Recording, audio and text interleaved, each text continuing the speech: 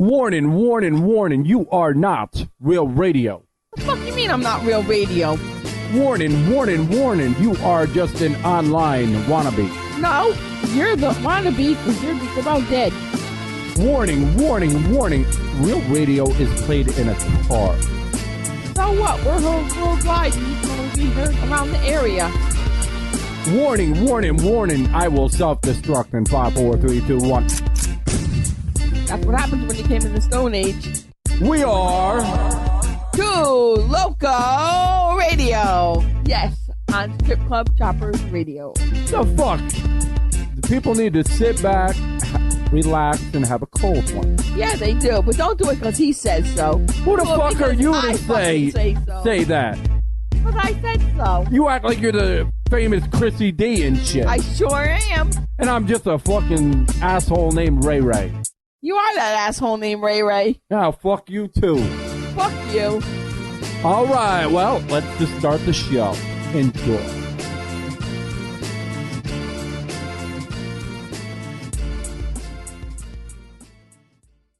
This call is being recorded.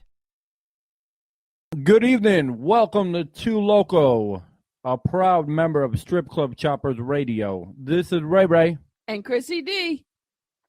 And tonight we have very special guests, a band that is known as number one across MySpace, across Reverb Nation, a Canadian band, in my opinion, that sounds like a cross of Evanescence and System of a Down. And they are Dream Aria. We have Andrew, the guitarist, and we have Anne, the lead singer, with us. Say hello. Hey guys, thanks for having us on the show. You're welcome. Hey all, yeah, thanks for having us for sure. Appreciate that. To get the show started, I want to know where you guys came up with the name for your band. I like it. It's just different, you know? Oh, thank you. Actually, it was probably about 10 years ago when I first joined the band. I was listening to the music. A lot of it was just instrumental at the time. And it was very sort of fantasy-like, dream-like, magical. So I just kept mulling around those words in my head. And then a lot of the music at the time also had some operatic arias sort of blended in here and there. So I kept thinking, oh, it's sort of, dreamy, and it's got these arias, so like a dream aria. And I just said, well, okay, I'll see if the guys like that. And they seem to be on board, so it stuck. That is a nice name. Yeah, when I listened to a couple of the songs, I thought of like a Peter Pan or some kind of a cartoon like that. That's exactly what it kind of made me think of, you know? Oh, cool. Okay, yeah. It was nice. It was pretty to listen to. And it was just relaxing and just nice to listen to. Awesome. Well, we appreciate you listening. Thank you. Yeah, she was saying it was more like an Aladdin, like magical, like you just described. Yeah, yeah. And a lot of it sort of, again, when we started out, I thought that it could maybe work well in some soundtracks because it was, eclectic and a lot of really cool instrumental parts going on. So I always thought, it might be cool in some cool movie out there, some cool TV show. So you never know. It's actually interesting that you both mentioned cartoons because those cartoons particularly used classical music to as the soundtrack for those movies. Exactly. And of course, a lot of Dream Aria's influences are taken from classical music. So I can definitely see where you're pulling these similarities out. I agree. That's very good. Yeah. Yeah, for sure. Well, of course, progressive music, too, has, a lot of classical roots right from the get-go. So that would make sense because, we are a progressive rock band, but blended with, world music, a little bit of goth, a little bit of ambient, so different. But we enjoy exactly. It, so. Exactly. It also reminded me of when I was a kid. My grandmother used to play this album for me. It was Peter and the Wolf, which was also all classical music. Yeah, my mom did the same for me. I remember that very well. It was on a record. Yeah, that was great. Isn't it good? I used to love that. Me too. Very cool. Andrew, have you heard that one? I have actually. I studied it in depth actually in high school in theory and everything. So see, there you go. See? Yeah, it's a great piece of work. Yeah. The classic, yeah, for sure. Cool. Actually, when I was a kid, they had an animated film that they had made to the soundtrack, to the music rather, and so I'm actually not just familiar with the music, but also the animated film that had gone along with it. Yeah, that was really good too. I remember that. Now I'm gonna have to go Google that. See. Yeah. To watch it again. YouTube it. Yeah, for sure. Yeah, I have a question for Andrew. Yes, where do you all get your influences as far as instrumentals? Because I'm seeing some badass music, such as old Metallica, System of a Down, just some killer guitar riffs, just all together, killer drum solos, you name it. Oh, sure. Yeah, well, actually, that's kind of the beauty of our band, is that every member brings in sort of their own perspective and their own take on music and how they've grown up listening to music and so forth. So, I mean, the guys will tell you, Gary and Don, they're sort of very old school prog influenced when it comes to writing music. They love Peter Gabriel and Yes and I suppose Emerson, Rush like and Palmer. Some of the late Palmer. Yes, exactly. Yeah.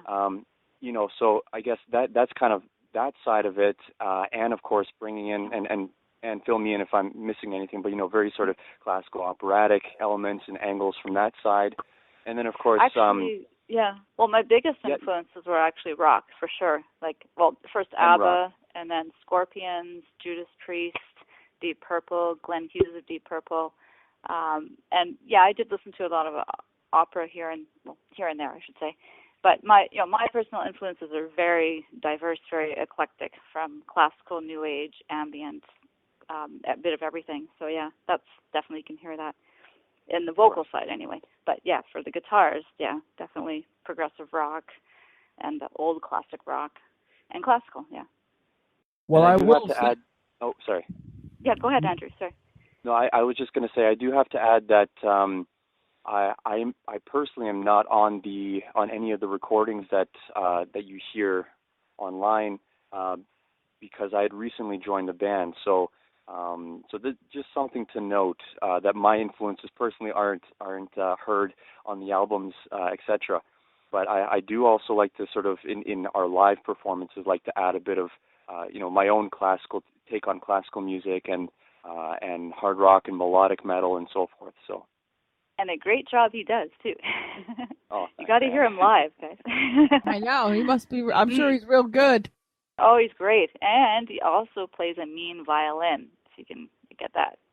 Very cool. Oh, that's awesome. Yes, it is. Yep. We're a very eclectic band, I guess you could say. Yes. I have a lot of respect for anybody that can play any instrument, because I can't. I mean, I've got a cousin that plays the drums. My brother played guitar and taught himself how to play. Not me. Cool. I've never picked up an instrument.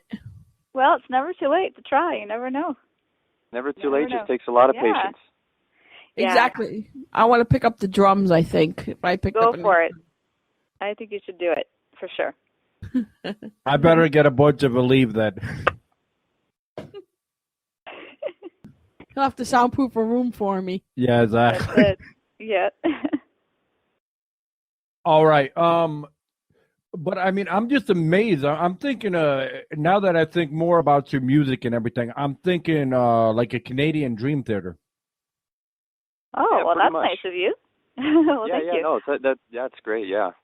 Very cool. Yeah, thank you. We definitely appreciate that. And the thing is, we've never tried to sound like anybody. And in fact, we came a long way before Evanescence did too. So we're definitely always doing our own thing, and we just kind of evolved over time, over the last 10 years or so. But it's very cool to be compared to bands like that, for sure. Wow, that's quite a compliment. Thank you so much.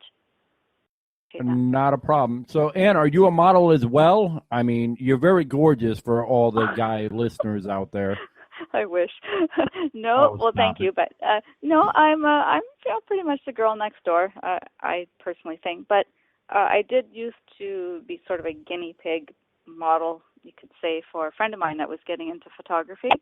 So, I'd get dressed up, he'd take some pictures, and I was like, okay, I'll save that for his portfolio, and then the few I would use for promotion for the band. So it kind of worked out. But thank you. That's cool. Yeah, you are very beautiful. I saw some of the pictures also. I thought you You're were hilarious. too. You're too cute. Well, thank you. Look at this. She's Picking up the blushing over compliment. here. If only we could all look like Katy Perry, though. This is the thing, you know. Well, Anyway. what's funny, what you mentioned, Katy Perry. We actually had an interview with Brittany Bouchard. She's a singer from California, Mhm. and she's actually got a cover of one of the Katy Perry songs. Oh, okay. Yeah, she's a lot of fun. Katie's, her music is really fun to do. My daughter loves Katy Perry, so just throw that out there. Okay. She's 6, but yeah. But yeah, I do really like Katie's voice. I like her style. Her videos are always, very vibrant and colorful and cool, and she's got some very catchy stuff going on. I give big kudos to her for sure. So, how did it feel to be featured on Cool Girls magazine? Well, it's always awesome to be featured anywhere. Absolutely, very, very close. Again, we appreciate any kind of support we get from anywhere. It's it's humbling. We've worked really hard, but at the same time, it's humbling. So we definitely appreciate that. Also, did you have to take a back seat to your family? Because, I mean, the Winnipeg, Sympathy Orchestra.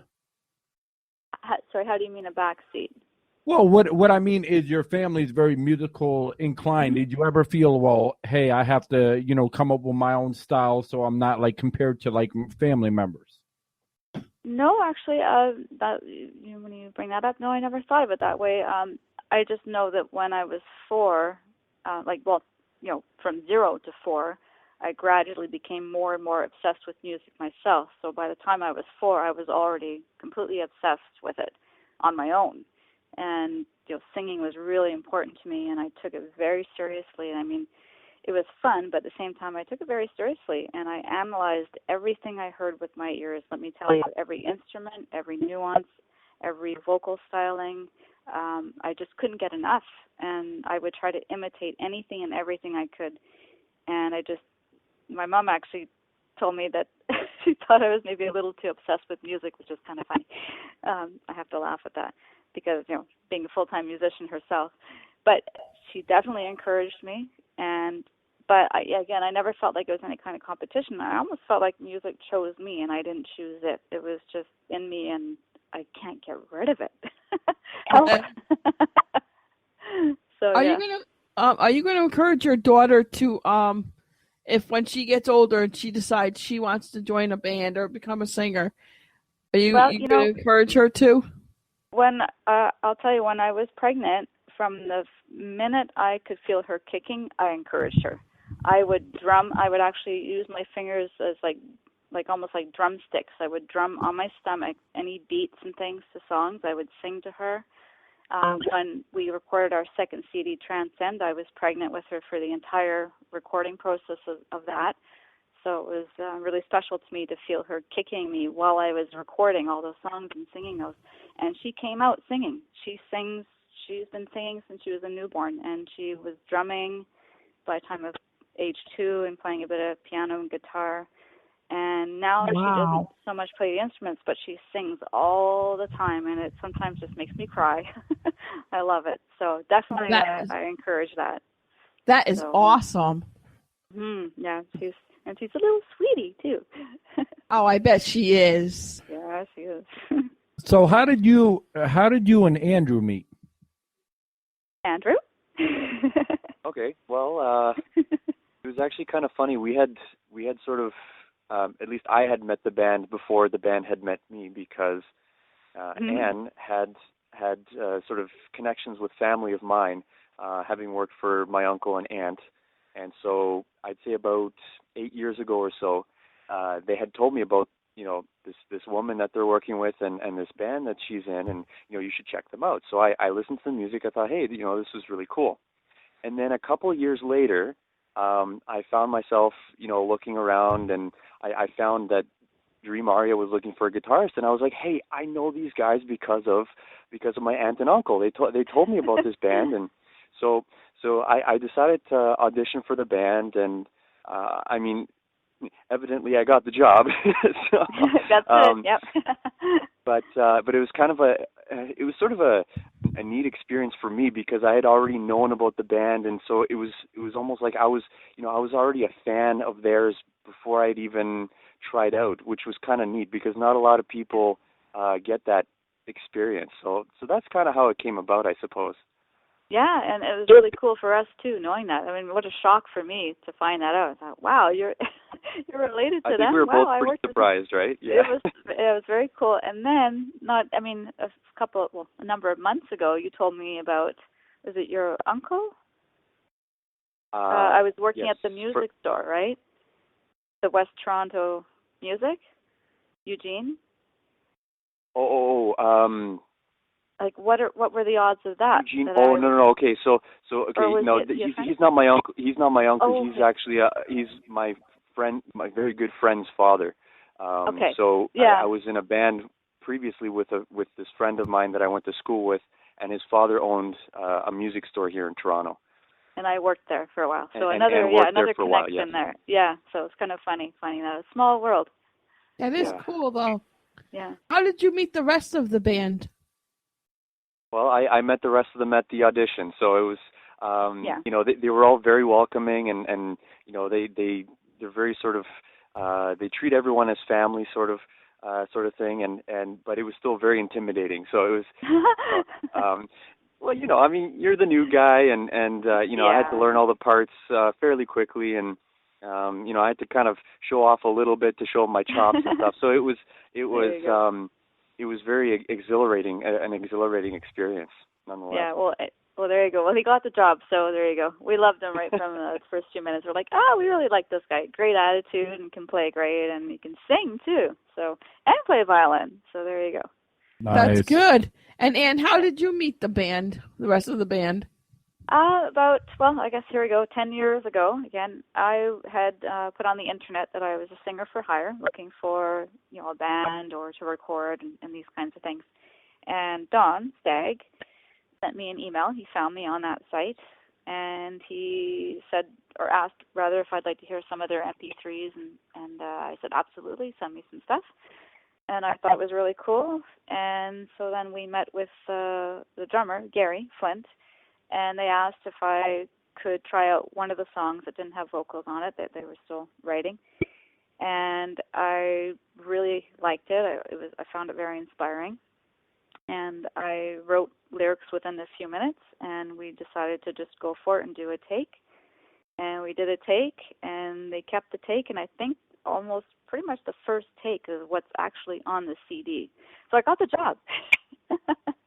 That's awesome. So we just fit in. It was just immediate. I really liked them as people. Again, like Andrew said, they're like family. They're very welcoming. They're very professional, very talented, and I've never come across that before in such a quick manner. Just like luck, really. And I feel very blessed and lucky that they found me and that I got the job. So, and here we are 10 years later. So.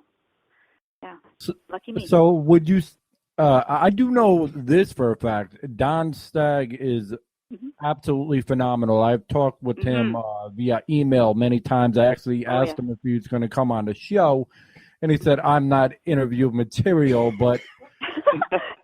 Yeah, he's a little shy that way. But, yeah. No, he's a fantastic guy. And, you know, that's one thing about him is if you email him, he will email you back. So he definitely is great with communication, for sure. Yeah, exactly, and he understands when things come up too. Yeah, I mean that's what Ray was telling me. He said the minute I email, he emails me right back and gets right back to me and everything. That's exactly it. Yeah, he's very vigilant. He's right on top of things. So I give him, huge, massive credit for that. And like, not only does he, write and record and go out of his way for us too on personal levels, but he really connects with every single fan. So, and I mean we do too, but he does so much work, with the emailing and whatnot. I can't keep up personally, but he's got this way. He just, wow, blows my mind. Yeah, hats off to him. Before we continue, we're going to try to do a track from y'all to give you a breather for a minute, all right? All right. Well, thank you so much. Thank you. All right. Don't go nowhere. We'll be right back. Okay. All right. All right. Well, so far, I'm really enjoying this interview. I am too. They're very nice, and I am enjoying talking to both of them. All right. We're going to play Tale of Two Wolves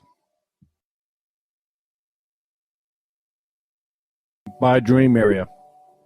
Aria.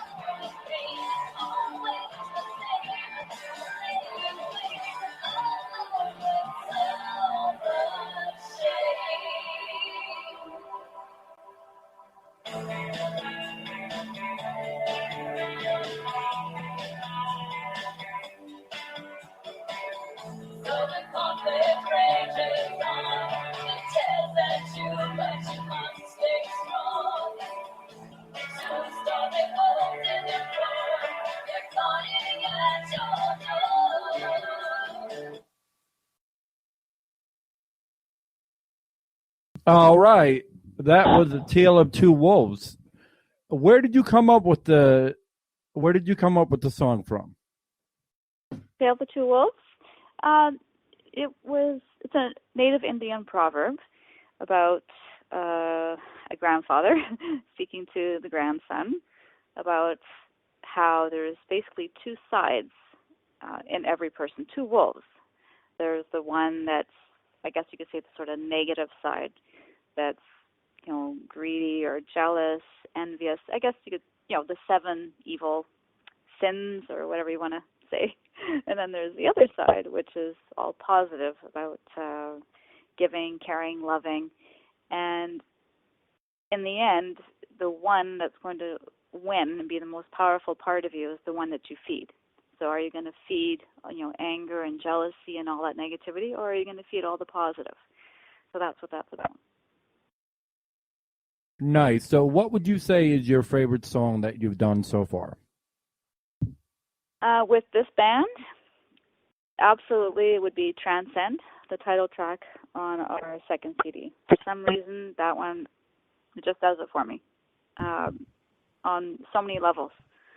So that's an easy pick for me. There's lots that I really like. I like them all for different reasons, but definitely that one is my favorite. So what's the backstory on Transcend?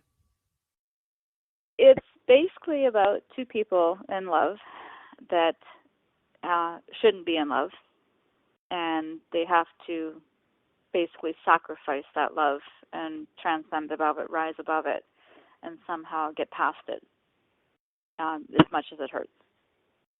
That's sort of the short story. But, you know, it's open to everyone's own interpretation too, right? That's the nice thing about music and lyrics. You can listen to something and interpret it in a whole different way that means something to you. And I'm all for that. So. Exactly. Yeah. What about you, Andrew, Mr. Starstuck? Well, I think, again, live, because I play with the band live, I didn't have a chance to record any of these with Dream Aria. I think live, my favorite would have to be Pandora's Box. And, I mean, I love all the songs, don't get me wrong, but I think Pandora's Box to me is just, I go crazy with it. It was actually awesome. one of the audition pieces that I was asked to play. And so I made sure that, you know, when I presented my interpretation of the guitar solo, I gave it my all. I put in all my, technical know-how and flash and glam into the song, and as a result, it's just kind of stuck with me, and I just really enjoy playing it from a guitar perspective. So that's awesome. at least one of my favorites. So. Oh, Yeah, okay. one of mine too, and that's cool, Andrew. That and we hear that and we appreciate that too. How much you put into it, it really comes across. Thanks, Ann. Yeah. It's awesome. Yeah, no, thank you. Awesome. Yeah, it is I love that song too. Definitely another favorite. Yeah. Outside of music, who would you guys say your influences are? And do you want to go first? No, go ahead, Andrew. Well, I mean, that's sort of a difficult question to answer because, I mean, I think all of us, I kind of speak on behalf of all of Dream Aria. We come from very diverse musical background and have very eclectic musical tastes. So we're each going to bring a lot of different influences. But I guess if I were to, sort of summarize a small sort of group of music, I mean, in terms of rock music, I really love sort of like 80s melodic rock.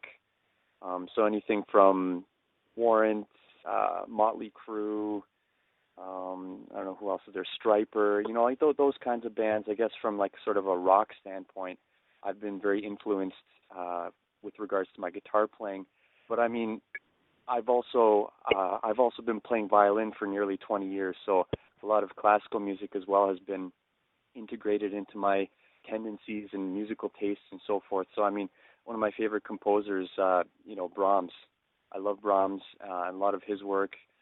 Chopin, classical romantic composers, not just classical per se, but romantic composers, Baroque composers, Vivaldi, Bach. You name it, right? I mean, just the whole classical side of things as well. And I've recently been branching off into sort of other genres as well, such as country, even bebop, jazz a little bit as well. So, I mean, I could go on for hours as to musical influences, but that's sort of just a generalization of where I'm coming from, at least. Yeah, definitely. Yeah, we've had some of those talks, Andrew. We're so similar in that vein, that the eclectic variety, and it's pretty much like that. Again, Andrew and I are sort of speaking on behalf of the band, but it's very similar to Gary and Don as well. They have eclectic taste too. So again, I'll mention Emerson, Lake and Palmer. Yes, I know that they were very into the Beatles back in the day. Definitely old Peter Gabriel, old Genesis, yes, the band, yes, that kind of thing. Also Beethoven, and Gary really was into Debussy, Saint-Saëns, and myself. I love all classical composers too. Beethoven, Mozart, Brahms, like Andrew says, Chopin, Tchaikovsky, Prokofiev. There's so many. I mean, I grew up listening to classical music because of my family, and other than that, I mean, New Age, lots of rock, even heavy rock. Not so much, I was never really into heavy metal, like the really thrash, crazy stuff, but there are some that I like, but it wasn't really like a big influence of mine, but I can appreciate it. So yeah, it's a big mix for sure that we all bring. Don was also, sorry to interrupt, Ann. No, I just wanted to add before I forgot that Don had also mentioned he likes the Trans-Siberian Orchestra as well, which is kind of another good example of integrating classical music and other genres into sort of rock music, so to speak. Yeah, and I know he listens. He had listened to Yanni and some other things, other artists in that vein too. Yeah, so lots going on. Okay. But like outside, besides music, I mean, Yeah. what are your other influences, like family members, stuff like that influence you? Mm-hmm. Oh, absolutely. Definitely all my family influenced me in some way. They're all heroes to me, no matter what they're doing, whether it be, art or, working with animals, sculpting, all kinds of things. That's always been inspiring to me, for sure. So, yeah. So, I have to outside say music. that my uncle, Roman Boris, who is the cellist of the Griffin Trio, he actually was the one who, when I was 4 years old, he advised my mom to get me to start taking violin lessons. So it was because of him essentially that he kick-started my musical interest and career, so to speak, with that. And I mean, he's always been sort of an inspiration to me because he's a very hard worker. He's a very talented man, very talented musician, and he motivates me to get to where he is, to that musical nirvana, just that ability to become a better musician and just a better person overall. So I mean, he was a huge influence. My immediate family, my parents were always very supportive of my music. My friends also. I had a lot of great opportunities to collaborate with friends and colleagues in school while I was growing up in high school, elementary school. So it's just been a very, very positive experience overall for me anyways. So, yeah. There you go. Yeah, it's the same for me. Like I said, I've drawn inspiration and motivation from everybody around me, great family and great friends and great music. And like you said, outside of music too, not just music, like with dogs and art and all kinds of other things. And food. I was exposed to so many different kinds of cultures and foods that I can appreciate even food. So there you go. And this is going to sound like a silly question, but is your daughter's father playing music too? Yes, actually. Yep, he does. Oh, wow. So Everybody. She came from a family like yours, like where both parents play music. Yes, yeah, she does. She does, yeah. Awesome. All good. Mm-hmm. Yeah, she's got the bug. All right, so describe a highlight of your life as far as a musical career. Like, where have you been or where have you played that was just like the shit? Well, for me, when I think I was 14 or 15, a friend of mine was playing this really cool music with this amazing singer, and I didn't know who the singer was, but eventually I found out that his name was Glenn Hughes. And I thought, well, who is this Glenn Hughes person? Just seemed to come from nowhere. And I couldn't get enough of this voice, this amazing voice. And I later found out that he had played bass in Deep Purple and had sung quite a few of the songs. But David Coverdale was also in the band in that time period, so he was doing most of the singing. And Glenn was doing a lot of backups. And I thought, my God, this guy should be a lead singer. What the stuff he can do with his voice is just supernatural. It's just unbelievable. So I would, there was no internet back then when I was at that age. Boy, that's scary. Anyway, so I would only hear little bits and pieces through the grapevine or through record stores about this Glenn Hughes person. So I would try to figure out where he was and what he was doing, but it was very difficult. And it took about 10 years later when finally the internet started becoming popular, I was able to find out more about this person. And then I became, a big follower of his online, and I would see what he was up to. But again, going back to when I was 14 or 15, when I first heard that voice, I thought, well, this is another reason why I want to be a singer. I want to sing like that. So, and I used to dream, thinking, oh, I wish I could see him perform live one day, but that will never happen because he's in the UK and he's in California. And then I used to dream, well, what if I ever got to meet him? That would be like another miracle, but that'll never happen. And then I would dream, but what if I actually got to sing with him one day? Oh, but that'll never happen. Well, it all happened, and I'm still in shock. Nice. 20 years later, he just showed up on my doorstep almost but it was a pure fluke thing. I went to see a concert, and he happened to be on stage at that concert. He was not listed on the venue or anything. And so, of course, I, after the show, had to meet him. So I was lucky enough to meet him. And then we became friends. And then he would invite me to different shows and different things out in L.A. And eventually he invited me to sing with him. And, of course, I said, okay. And I'm still in shock. So that was definitely, from being 14-year-old little shy girl in Winnipeg, Manitoba, to suddenly being on the stage with my biggest idol of all time, it's quite shocking still.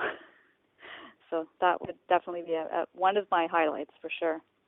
So yeah. Andrew?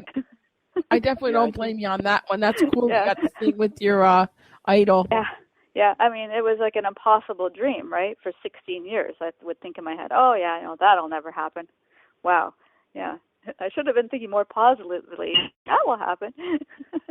But it happened anyway, for whatever reason, fluke, luck thing. The gods were smiling on me. So, yeah. It was meant to happen that way. I guess so. Andrew? Yeah. Well, actually, my story probably isn't going to be quite as epic as Anne's, unfortunately.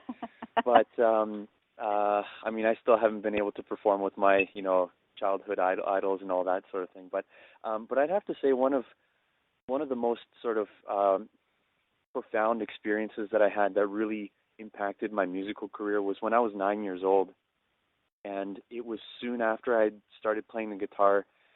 There was a Ukrainian New Year's event that was being held here in Toronto, and as a part of this event, it was a New Year's party, but as part of the party there was a sort of a talent show, and a lot of the kids would come up on stage and lip sync and all this kind of stuff to their favorite songs, or do a little dance or something like that.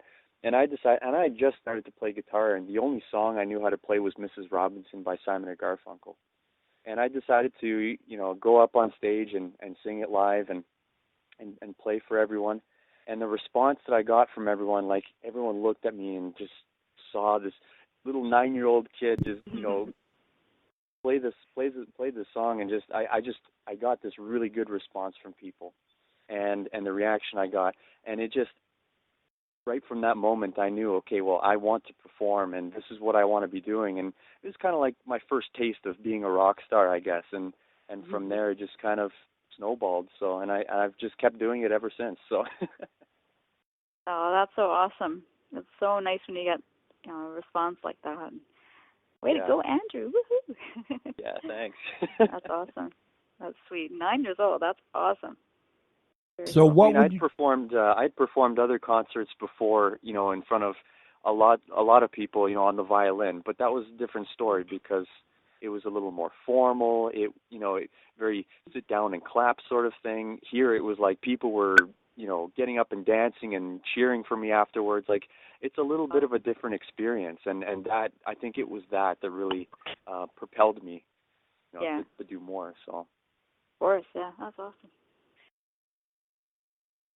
So what would you, somebody, learning how to, be a musician and or just starting out in a band, what advice would you give them to pursue their dreams? Well, I've been asked that a number of times, and when I think back, my own situation, I just, you have to do it for the love of it, really. That's just the bottom line. If it's something you really love, just go for it, and don't let anything get in your way. Don't let any, negative thoughts or negative people bring you down with it, and, really stick with the people who encourage you. And, that's really the bottom line for me. That's my biggest piece of advice. Just do it because you love it, and just keep at it. Just persevere.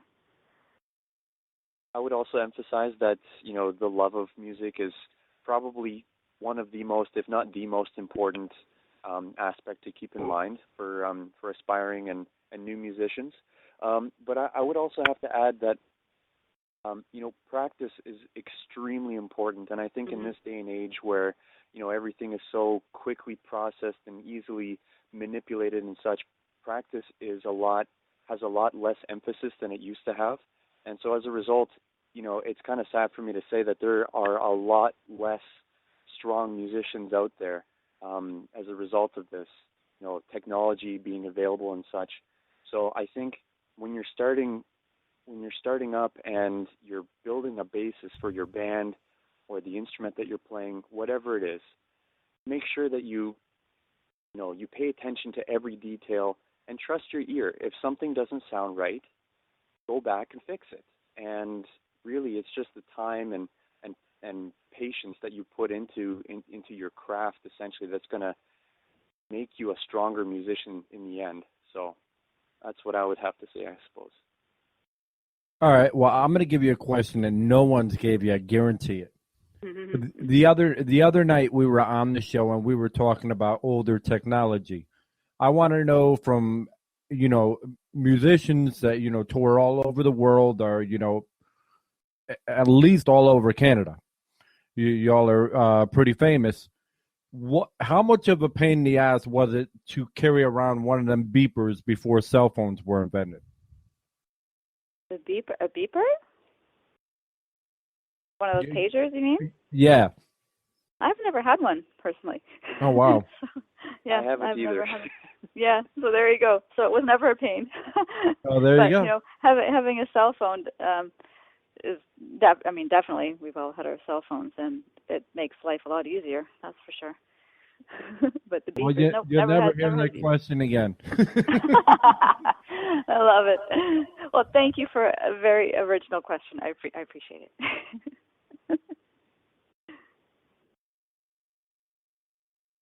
So, I mean, what does it feel like to be on stage in front of all these crowds? And do you all prefer like the big, halls, or like just a few people just tuning into your music? Andrew? Oh yeah, sure. Thanks, Anne. I guess I'll go first. I guess I would have to say that, to me, audience sort of interaction and participation is one of the most important elements to any show. And so, having said that, I don't really think it matters, whether you're playing in front of 5 people or 500 people or 5,000 people. Nice. 50,000 people. Mm-hmm. Number really is irrelevant. If you have that connection with your audience and they have that connection with you, it's actually something I can't even describe or put to words, but that's really the magic in the music, right? And I'd like to think in our shows too, that kind of makes us unique distinguishes us from other bands, that we have that sort of very intimate connection with our audience and so forth. But I mean, hey, halls and stadiums are also really good, right? I'm not if we play a show in some big hall or stadium, I'm not going to complain. But I think really the connection is really the most important thing to me. Yeah, for sure. And it's just the difference between like a smaller venue and a bigger one is, like for a bigger one, you always hear people saying, "Oh, you have to make bigger gestures and try to connect." It's a little bit harder to connect, because there's people way, way, way, way, way back in the back that you look like an ant to them at that point. So that's why you see a lot of these big bands doing this sort of larger than life thing with tons of video screens and that kind of thing, because they still want to connect with every single person, even if you look like a little ant to them on that stage. They're way back. But so definitely I have to agree with Andrew that the connection thing is really important, no matter how big or small, for sure. And it is a real rush when you do get that connection. So one of my favorites. Sorry. No, I was just going to say one of my favorites was one of our actually recent gigs when there was a fellow right in front of the stage, and I think like I shook his hand even. Like, that's a really cool moment when you actually get that close. So it is cool. Yeah, for sure. That connection that Anne and I are both talking about, that's really the difference between you listening to our music on your stereo at home versus being at our concert. It's almost surreal, right? Like, we're bringing that music to life to people, and I mean, that in itself is very rewarding. But for sure. I mean, and the exhilaration that you know, the adrenaline that each of us gets on stage, that's also another sort of priceless element that just can't be replaced.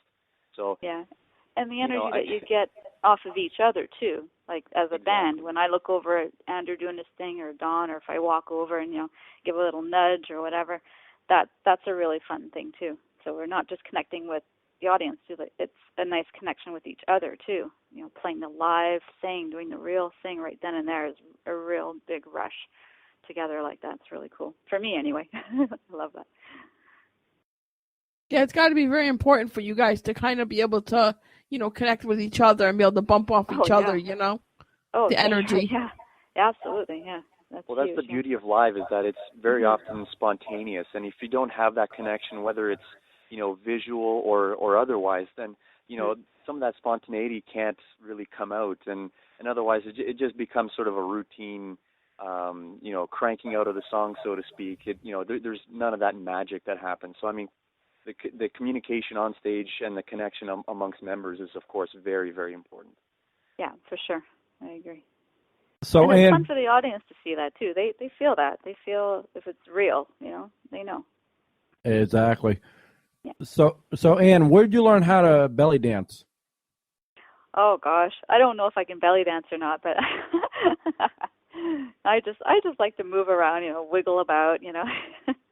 No, but seriously, I do. I am fascinated by belly dance and, you know, Egyptian culture, and I mean the Turkish belly dancers and the Egyptian ones and whatnot. Indian. I just think it's a beautiful art, and some of it I just don't know how they do it. You know, manipulate their body in that way. But I did study dance myself when I was younger, classical and jazz ballet, and I did take it quite seriously. So I did do a lot of that, but I would love to take belly dance lessons, like real lessons, and get into it hardcore, but it's a matter of time and, you know, energy and things like that. But yeah, when I'm on stage, if the mood hits me, I'll sort of move around to however the music is making me feel. So never know what might happen. All right. Do you all have any tour dates planned, or are you all in the studio? What's going on with you right now? Right now, we're actually sort of planning some local gigs, trying to do that.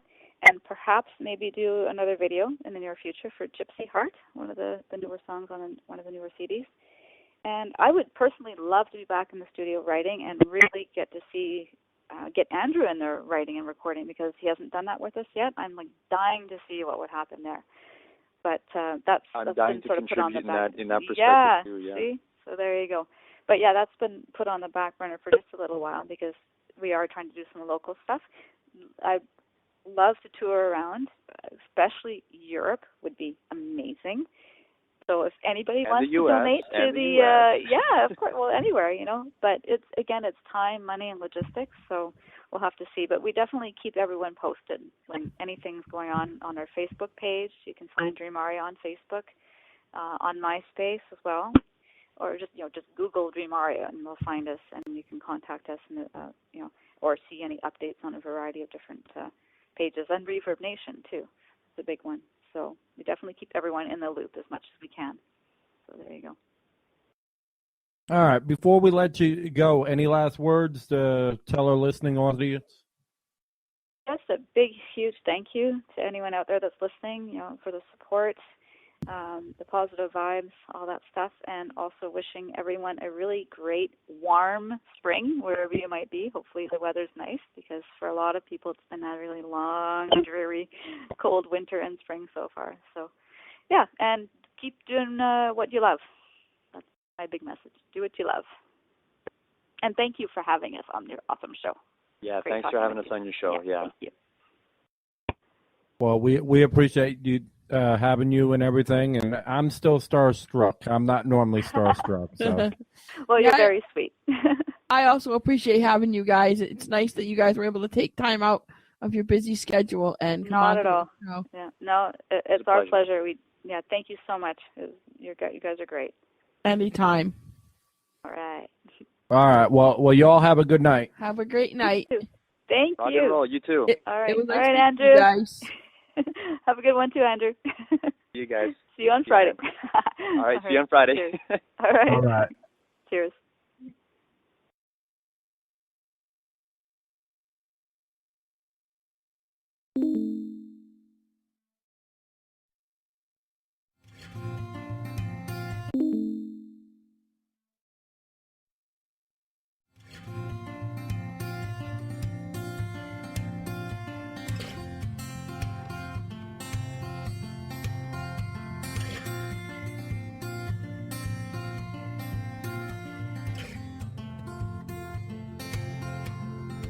Well, I've been sitting here all day, I've been sitting in this waiting room, and I've been waiting on my friends, yes, I'm waiting on this conference call, all alone, and I'm on hold. Well, yes, I'm on hold. I hope it's not all day. Hey! Well, I wonder where they are. Yes, I wonder where my friends have gone. Where'd they go? Tell me, where could they be while I'm waiting on this conference call? I don't know. Well, I'm holding on my phone. Yes, I'm holding on the line. Hey! I don't know where they are, I don't know why I'm still alone. I'm on hold. Oh yes, I'm on hold. I hope it's not all day. Hey! Well, let me tell y'all a story about a man who was on hold all day. Yes, he was. Now, maybe he had the time wrong, and maybe he didn't. There's just no way for me to say. And yes, I have seen some long hold times in my day. Yes, I have. And this was one of the worst. Now, this young